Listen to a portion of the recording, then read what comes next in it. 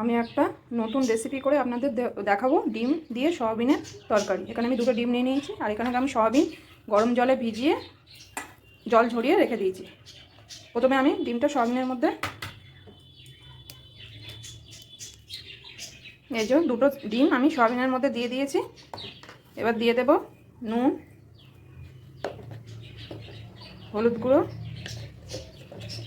আর লঙ্কার গুঁড়ো দিয়ে একসাথে ম্যাগনেট করে রেখে দেবো।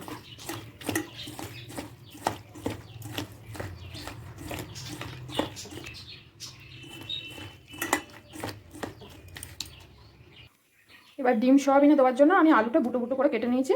রান্নাটা আমি সর্ষের তেলে করব। কড়াইতে গ্যাসটা অন করে আমি কড়াই বসিয়ে সর্ষের তেল দিয়ে দিলাম।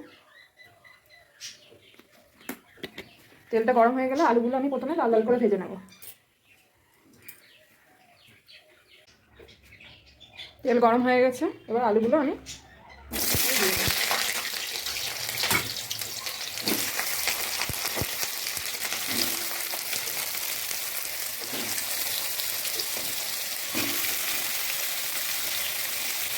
দিয়ে দেবো অল্প পরিমাণ নুন।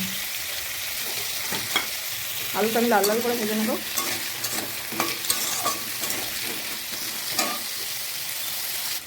আলুটা আমার লাল লাল করে ভাজা হয়ে গিয়েছে, এবার আমি একটা পাত্রে তুলে নেব। এবার আমি একই তেলে সয়াবিন যে ম্যাগনেট করে রেখে দিয়েছিলাম সেই সয়াবিনটা ভেজে নেব।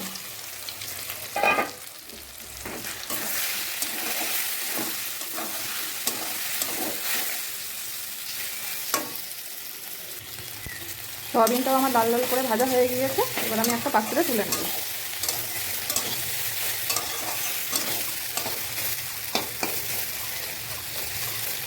দেখুন সয়াবিনের উপরে একটা ডিমের কোট পড়ে গিয়েছে।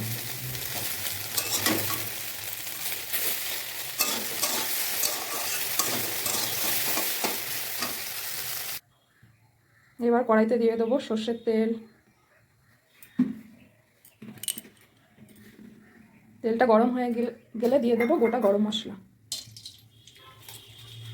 তেজপাতা, দিয়ে দেবো পাঁচফোড়ন,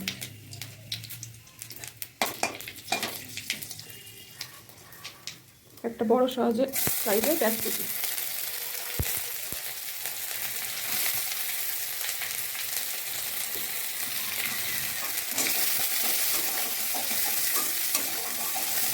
পেঁয়াজটা লাল লাল হয়ে হলো। পেঁয়াজটা লাল লাল হওয়া পর্যন্ত অপেক্ষা করতে হবে।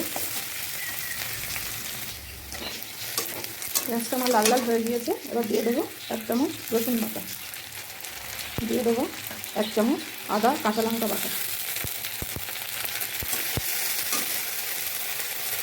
দিয়ে দেবো নুন।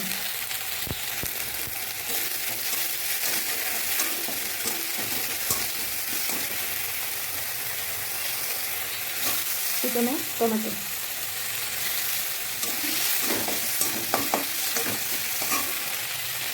দিয়ে দেবো হলুদ গুঁড়ো,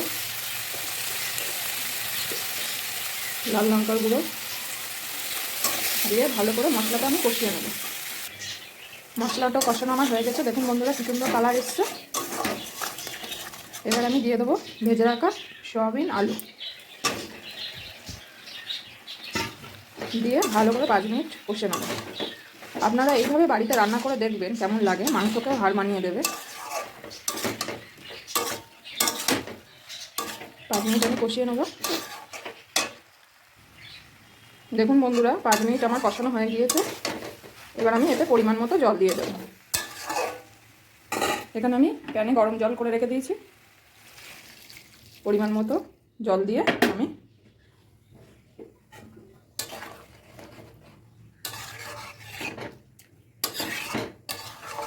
আলু সয়াবিনটাকে সিদ্ধ করে নেব।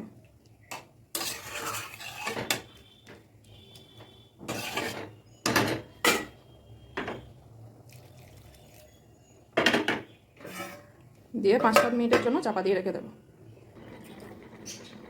দেখুন বন্ধুরা 5-7 মিনিট হয়ে গেছে, এবার আমি ঢাকনাটা খুলে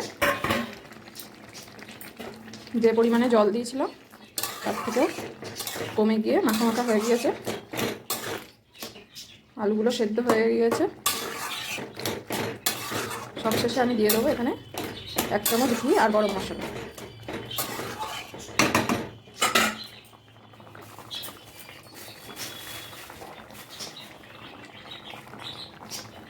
আপনারা এইভাবেই বাড়িতে ট্রাই করে দেখবেন কেমন লাগে। ডিম দিয়ে সয়াবিনের তরকারি আমার রেডি হয়ে গিয়েছে। ভালো লাগলে অবশ্যই একটা কমেন্ট করে জানাবেন।